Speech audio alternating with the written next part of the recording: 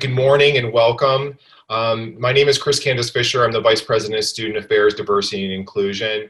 And hopefully what we're going to be doing today is kind of talking a little bit about some highlights and broad overview of things that are happening in the Boston and Massachusetts area, some planning that's happening at Berklee related to COVID-19.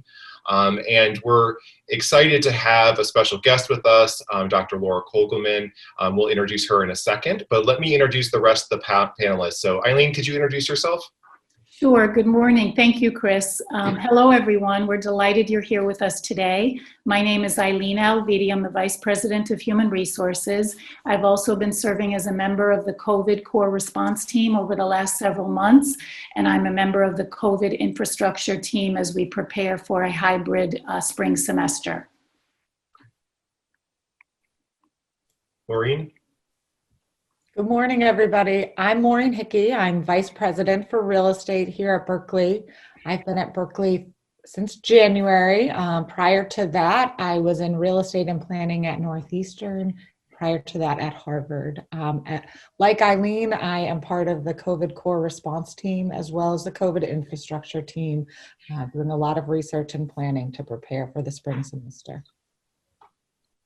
Great. And Dr. Laura Kogelman, could you introduce yourself and your role with Berklee?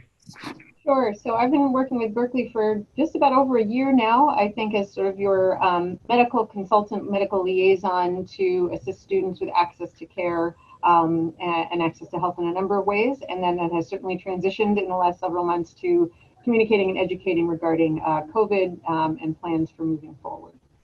Great. And Laura, could you share a little bit about your role at Tufts Medical Center? Sure. So I'm the director of our infectious disease clinic, and I'm a faculty on the staff in our infectious disease division. And then over the last several months, I've become director of our testing center, which currently is testing Tufts University Boston campus students, faculty, and staff, as well as Emerson students, faculty, and staff. So I direct that. And then we have an affiliated respiratory infection clinic where we see symptomatic patients, either who have symptoms and can't come through the testing center directly or have tested positive and need assessment. Great, thank you.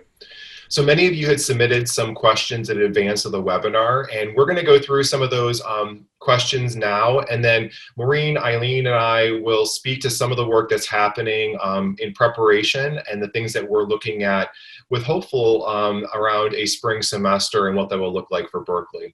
So Dr. Kogelman, we're going to start with you. I was hoping you could give a brief overview to all the participants in the webinar around what's the current state of COVID cases in Boston, the Massachusetts area. What are you seeing, some of the trends that from your state, from your point of view and where you sit at Tufts? Yeah, so I think, you know, as we're seeing, I think, across the country, and particularly in the Northeast, over the last few weeks, we have started to see a slight uptick in the number of cases. I think as of this past week, it was 9 daily new cases per 100,000. So it's still not a huge number, but it is a slight increase. And the infection rate is about 1.2 or so. And so, you know, a small part of that is due to increased testing, but I do think that we're seeing a slight increase overall. And I think, as you probably have also read in various sources, we are seeing an increase in our younger population. The rate has increased in our younger age population, again, particularly in the Northeast, where we have such a high density of students. So we are starting to see a slight increase. Now, I can speak later as to what we're actually seeing at our testing center, which has actually been extremely stable and quite low. But across the state, we are seeing a slight increase. Great, thank you. It's a nice segue into the next question that had been submitted around really speaking specifically around the positivity rate for college-age students, those 18 to 20-something-year-olds. What are you seeing through the testing center at Tufts and the other schools that you may be working with? Yeah, so I can tell you sort of the statistics for the end of September as they broke it down by age. There was about 139 cases per 100,000 in the 20 to 29 year old population, and that was sort of the highest level compared to the other age groups. Sort of 30 to 39 was the next highest age group. But at our testing center, we have done almost 34,000 tests since we started in August, and our positivity rate at Emerson is 0.08%. And at Tufts, it's also 0.08%. And that has been very, very stable throughout the course. And the Tufts, all the campuses right now are just testing once a week. As they started to onboard, we did testing twice a week initially. And we have not seen any real increased rates as we've gone on in time and have just done that once a week testing. I don't think we've had a positive student at Emerson in 2 or 3 weeks now. So the levels have been very, very stable and quite low. Great. Good for them. Fingers crossed that continues. So can you speak a little bit to that?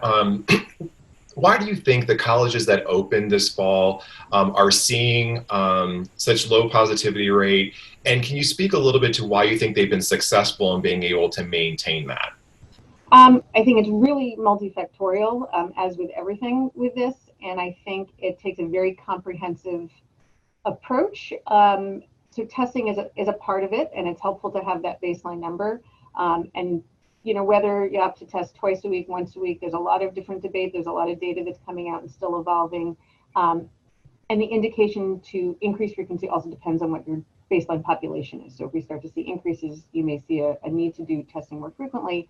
But I think really educating the students and emphasizing that this is, if they want to stay in school, if they want to continue to have some in-person component to their education, they have to adhere to precautions. And not only do they have to get tested every week, but they have to wear their masks. They have to social distance. They, when they're in their dorm room, it's them and their one roommate, but their suite mates should be considered not part of their cohort, really trying to maintain that distance as much as possible.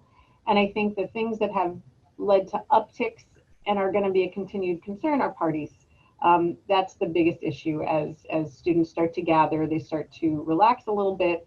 They say, well, but I've just been with this person, but it's like that old whatever Suave commercial or whatever it is. Then you tell one friend and they tell one friend, and so it really expands. So trying to really emphasize that you can't have these big gatherings. It really is.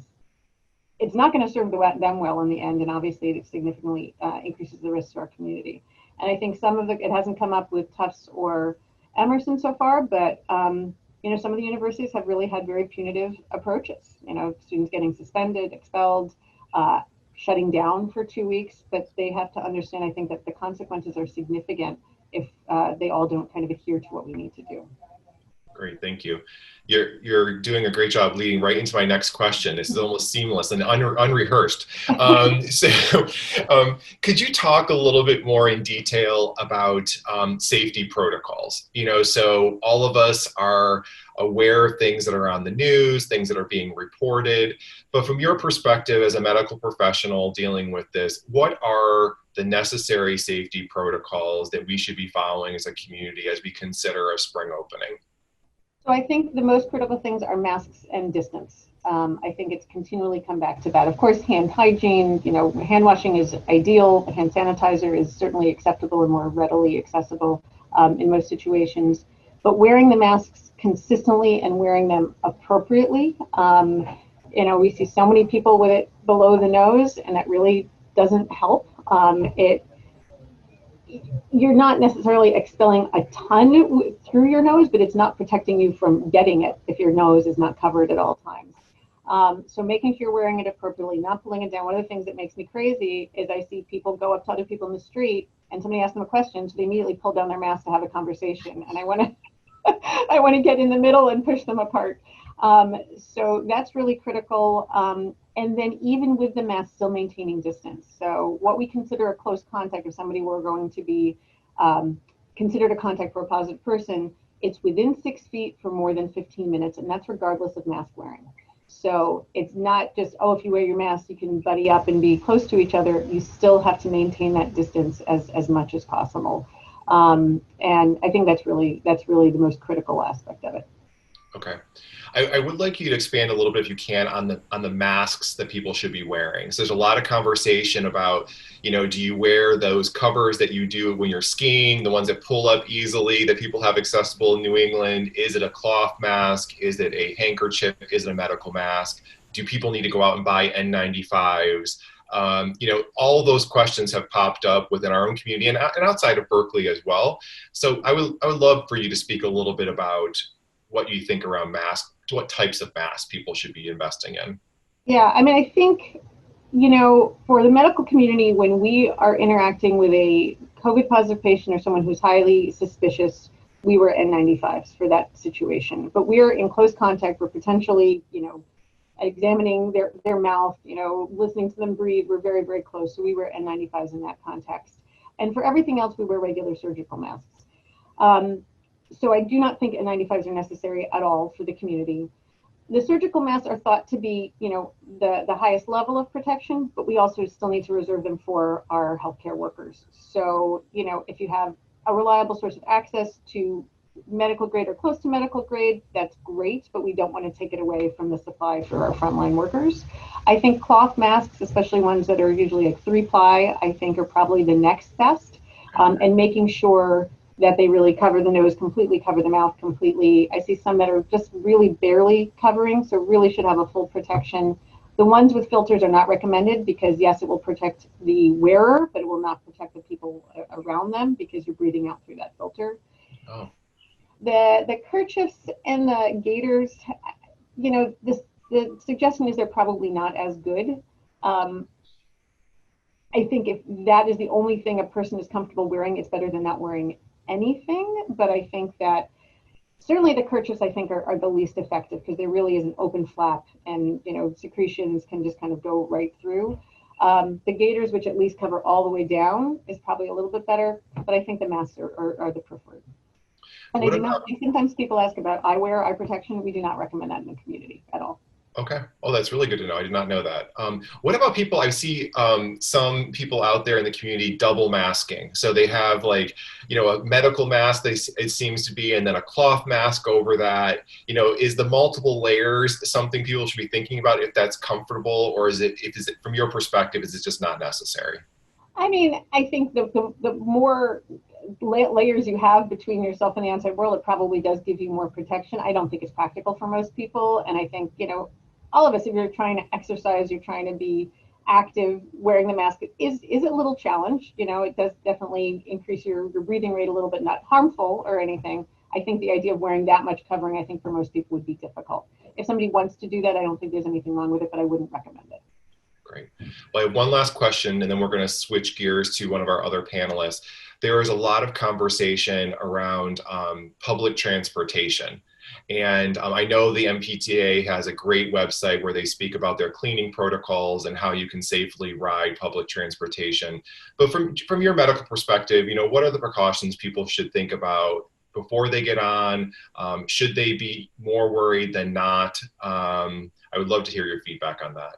Yeah, I don't have any formal guidelines, but I think that, masks are required to be worn on all public transportation. So wearing that mask, if you see somebody who's not wearing a mask, if you don't feel comfortable asking them to wear it, then trying to find another spot on the train where you're more distanced from them. If you have hand sanitizer, if you're holding on to rails or the seat, you can certainly do that sort of before and after you get on. I will say from personal experience, most public transportation has been very empty. So it feels very well spaced out. I think if we see more commuters and we start to see the volume, I think that would be a little bit more concerning. But generally, it's easy to sort of maintain that 6 feet apart. If you're not able to maintain that 6 feet apart, then definitely, making sure you have that mask, trying to keep as distant as you possibly can for that ride. Great, thank you. Okay, we're going to switch gears for a little bit. Thank you, Dr. Kogelman. That was very helpful. We're going to switch to Eileen Alviti, our VP for Human Resources. Eileen's going to speak to some of the work that we're doing to prepare for the spring. Great. Thank you, Dr. Kogelman, and thank you, Chris. So first, I just wanted to take a moment to acknowledge the tremendous effort and the tremendous work that every member of our community has extended since mid-March when we abruptly went remote.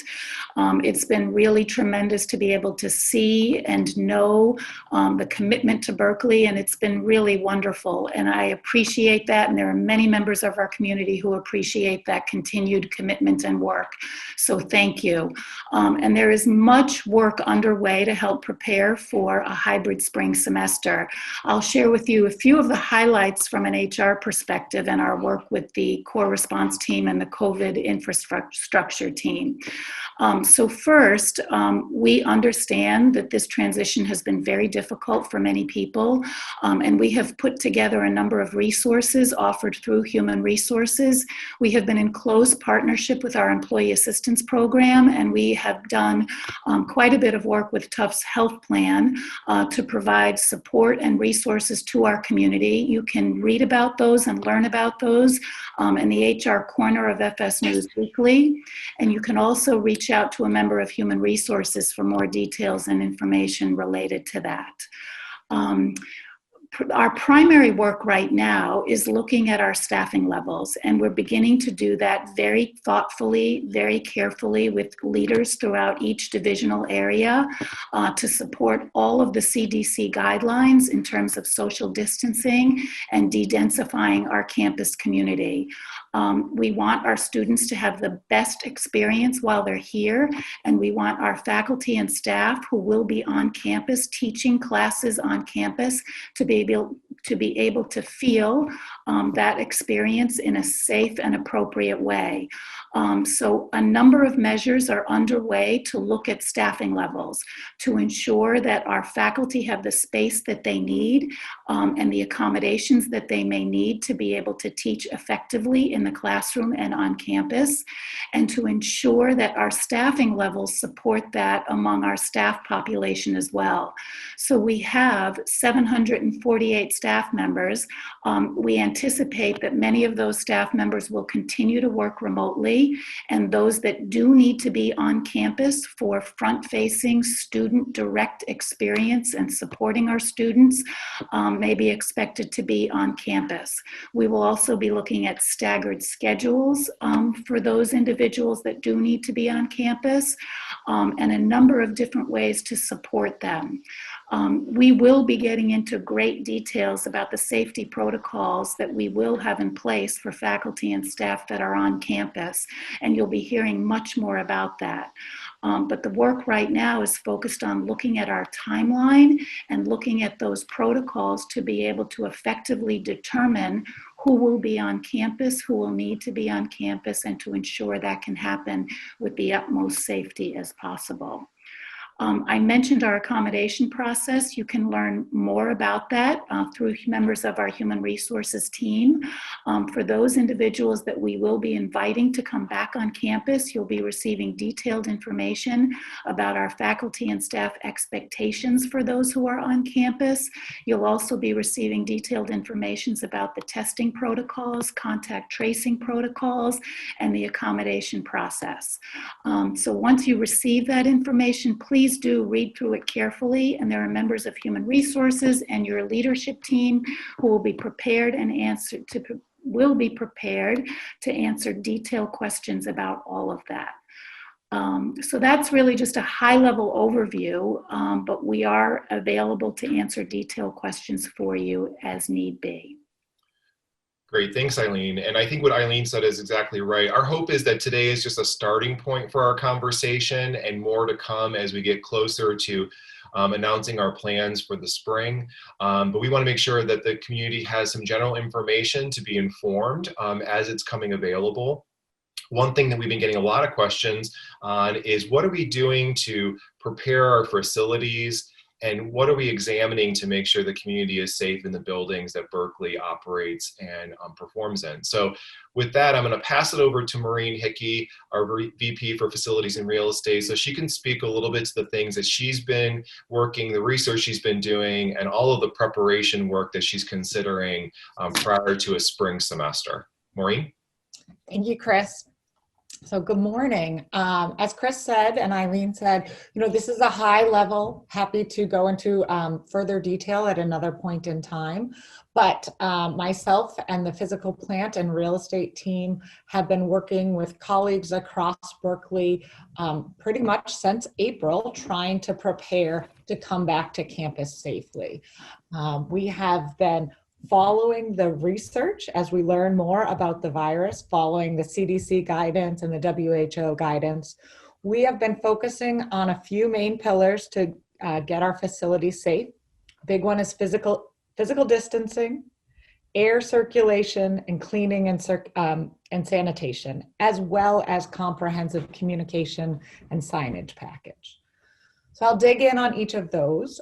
So physical distancing, we are providing for a minimum of 6 feet between each individual in all instructional areas.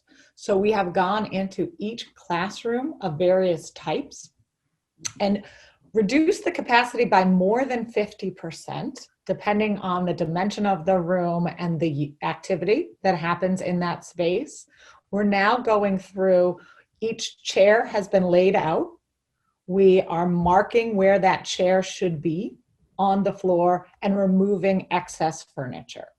When we return to campus, the concept will be that if there is not a chair, you should not be there.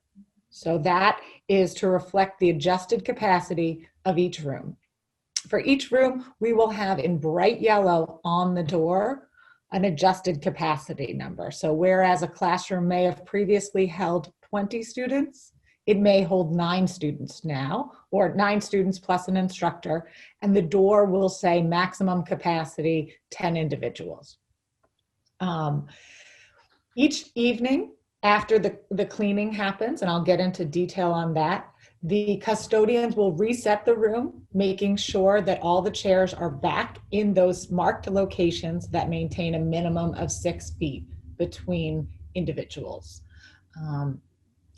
For some activities, the distance is greater than 6 feet based on the guidance that we have received from the CDC or other research. We will be marking those spaces in those specific type areas in a similar manner. For physical distancing in our building, I know a lot of people are concerned about entry and egress areas, elevators, and stairwells. That is definitely a concern. As you all know, our campus is a mix of buildings, some with rather narrow passageways. We have worked to identify one-way circulation as much as possible throughout the buildings to keep people moving with space between it. Similarly, in the elevators, we will be limiting capacity, and in the stairwells, one direction or stay to the right signage will be around campus. I think it's really important to acknowledge what Dr. Laura Kogelman said about what the definition of close contact is. So that is within 6 feet of someone for 15 minutes or more.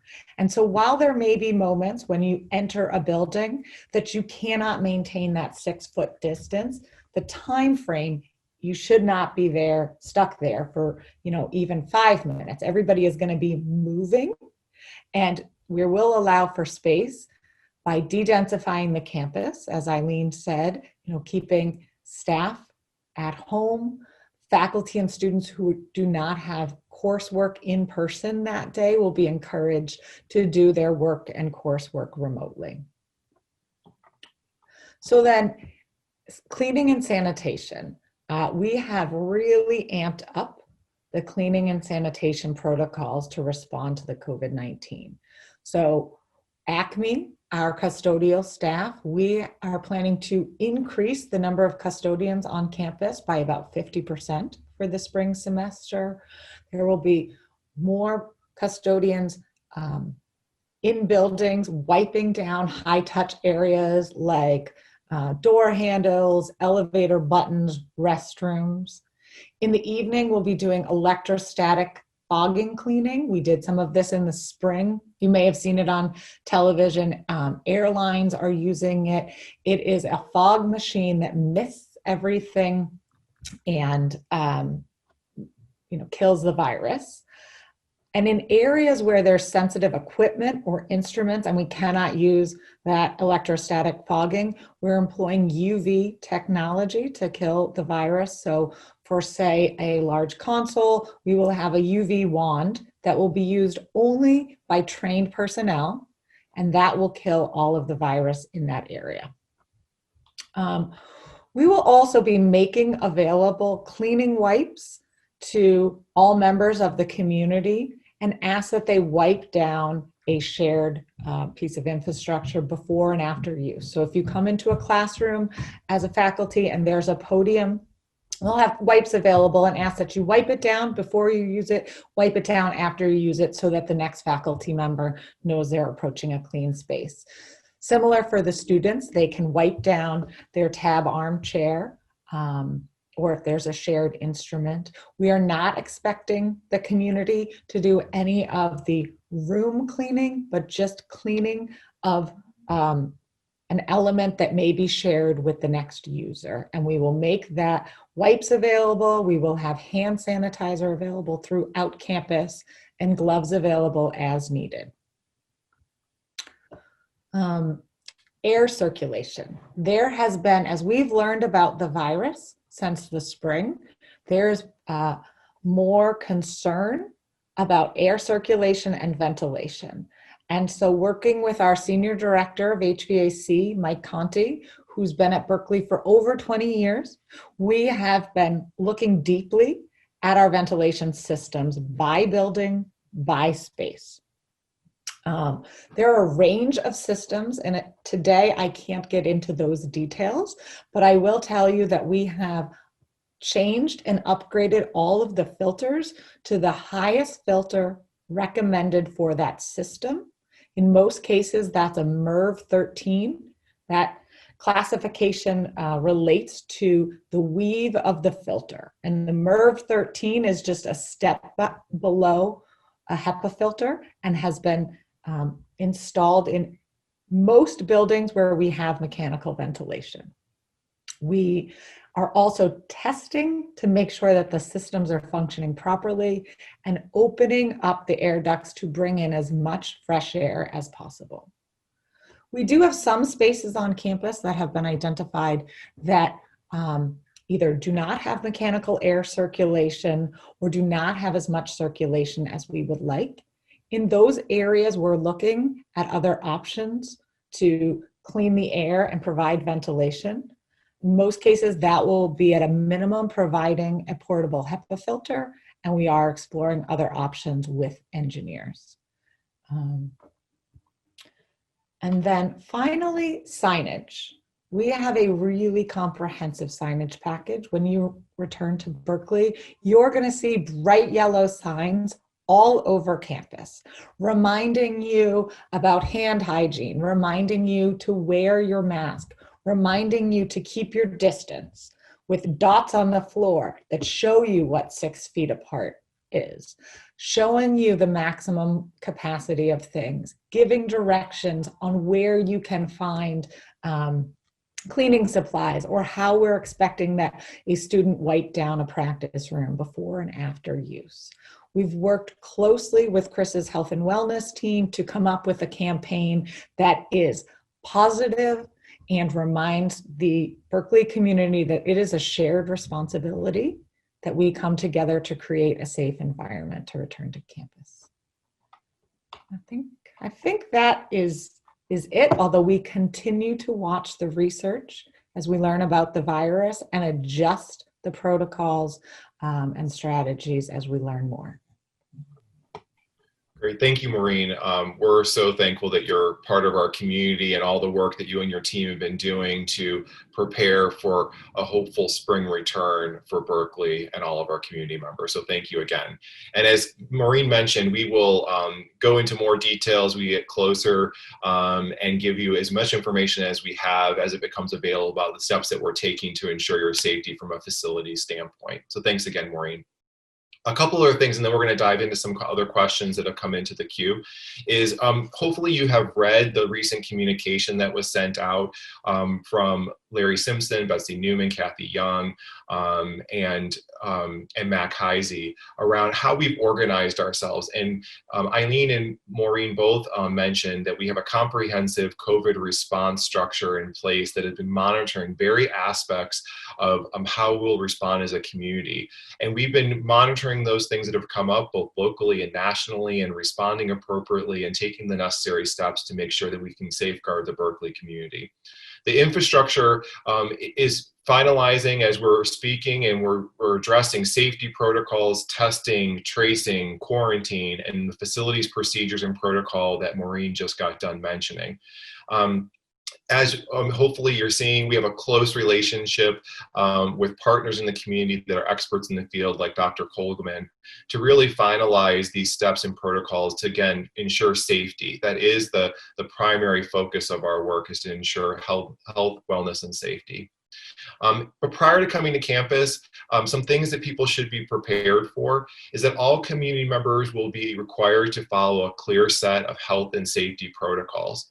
What we're calling is the Berklee community relationship, where we'll be asking you to wear a face covering. We're asking you to social distance. We're asking you to use good hand washing protocols, to abide and participate in our testing protocols and assist in the cleaning that we just mentioned.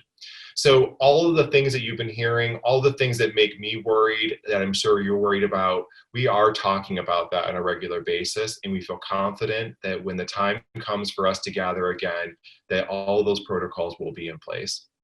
In addition, all the things that we talked about will be put together in greater detail in an online training that we'll ask all faculty, staff, and students to go through.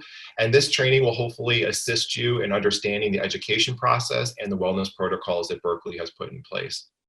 So more to come. We keep saying that, but this is just, again, a starting point to our conversation.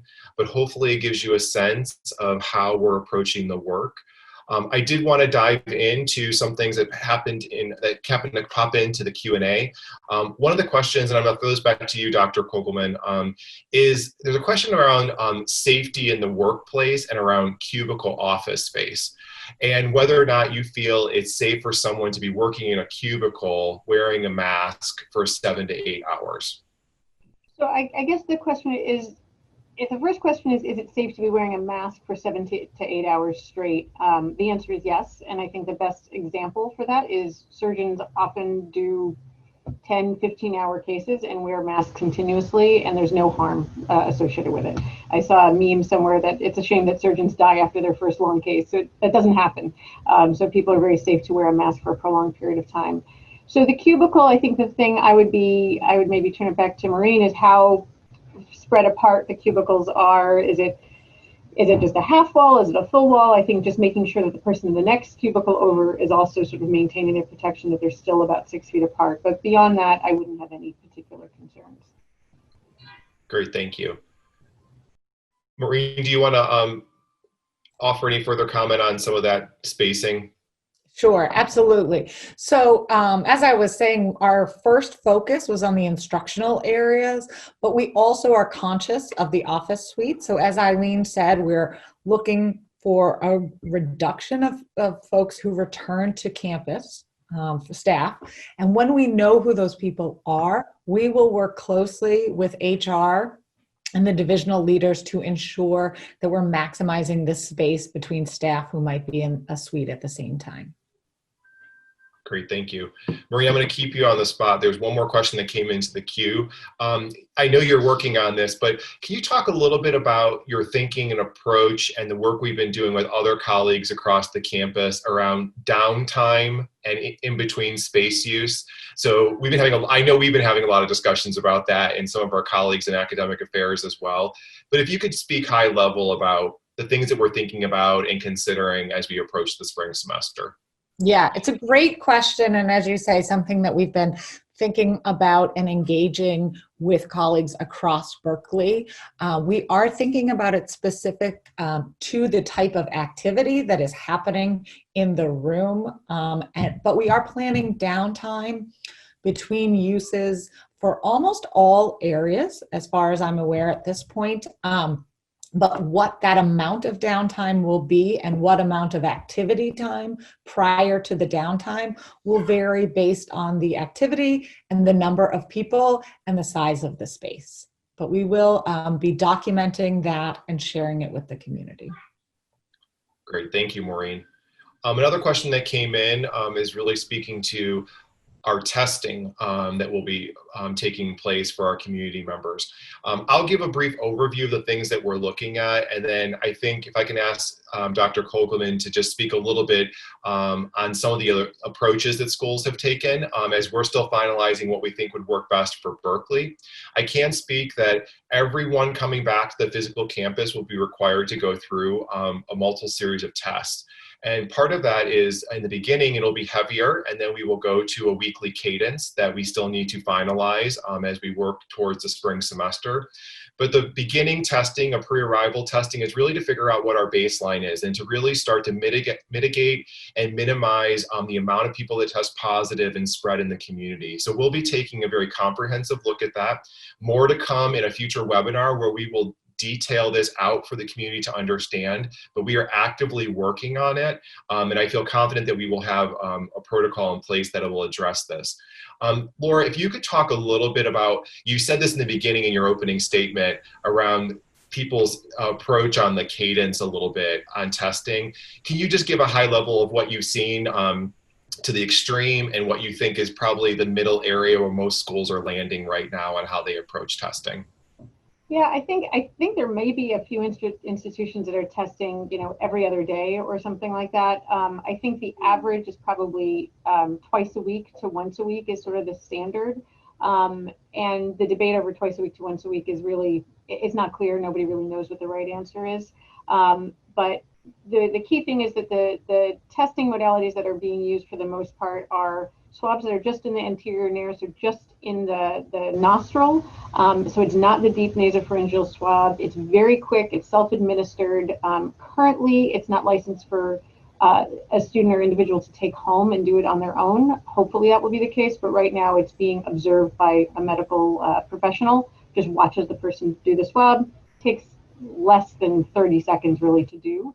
And then it's submitted to, what we're doing is through the Broad Institute, which has a very high throughput assay. They're doing tens of thousands of samples a day, and you get results predominantly within about 24 hours for that. So it's a really relatively painless process. It's pretty quick. There's a nice system to communicate those results to both the team supervising and to the individuals themselves. So, and that's what I think most of the places in the Boston area are doing.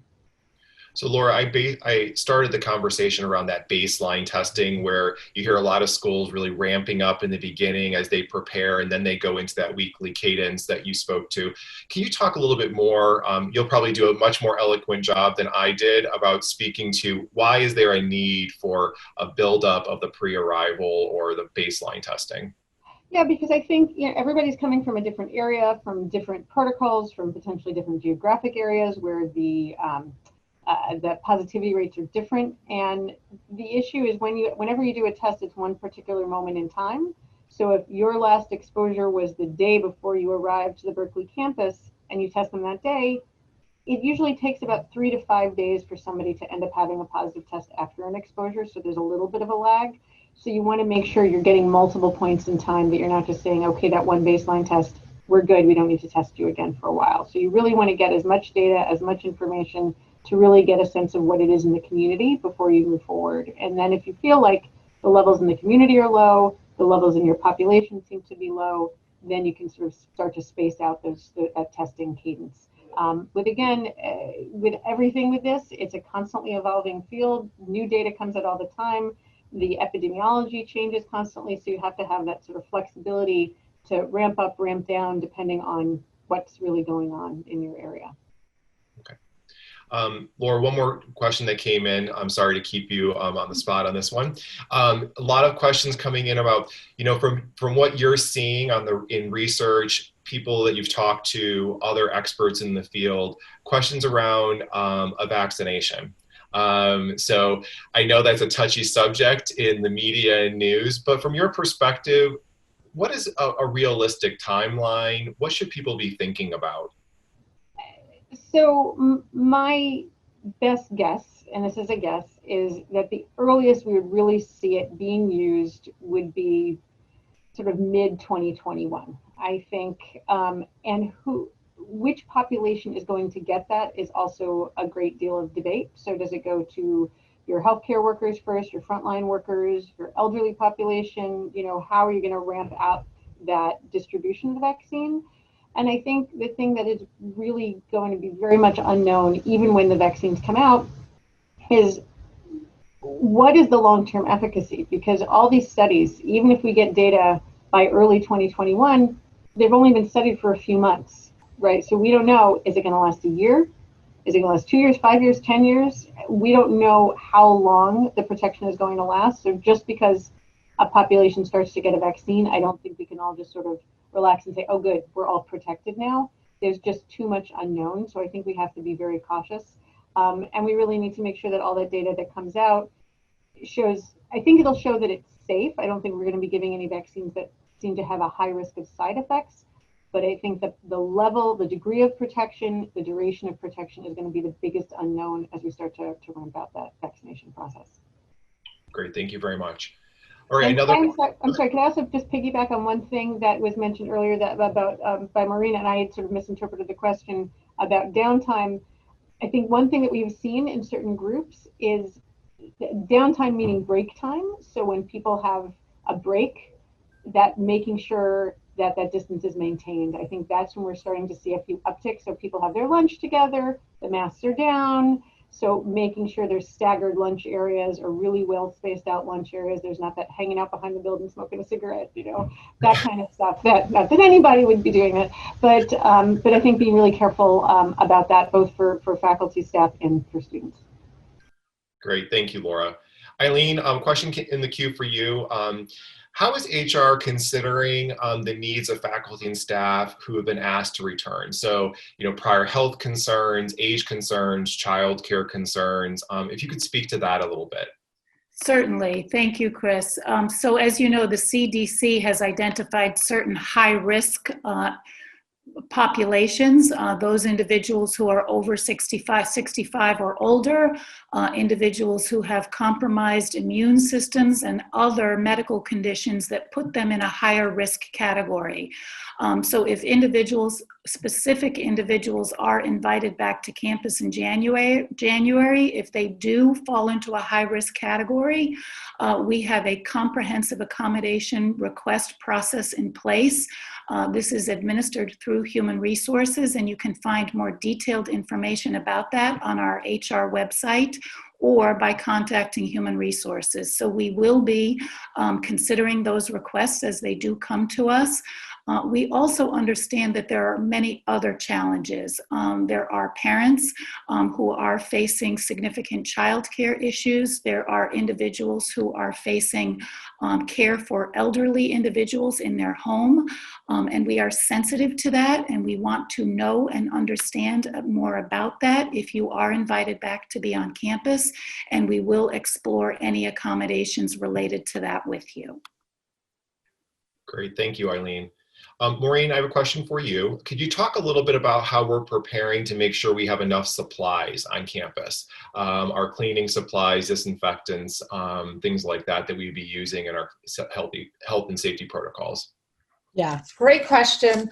It is something that we have been working on since April, May. We have stockpiled a large amount of cleaning supplies, wipes, hand sanitizer. We recognize that some of those supplies are difficult to get because everybody is trying to get them. And so we've placed large orders. We have received most of the orders. We certainly have enough supplies to open campus, and we're continually purchasing when we have the opportunity to ensure that we have enough throughout the semester.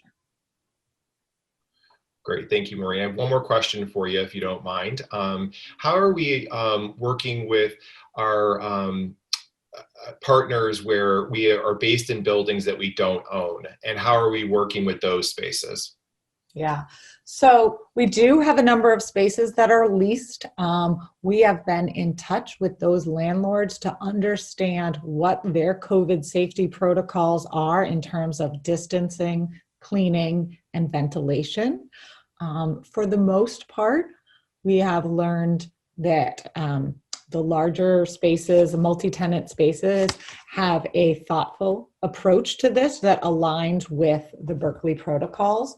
In some cases, we are judging their cleaning approach relative to the Berklee cleaning approach, and we are looking at ways to augment cleaning as needed so that there is a standard Berklee protocol across campus, regardless of leased space or owned space. I think one of the benefits of the lease spaces is that these multi-tenanted buildings, some of them have already welcomed back workers.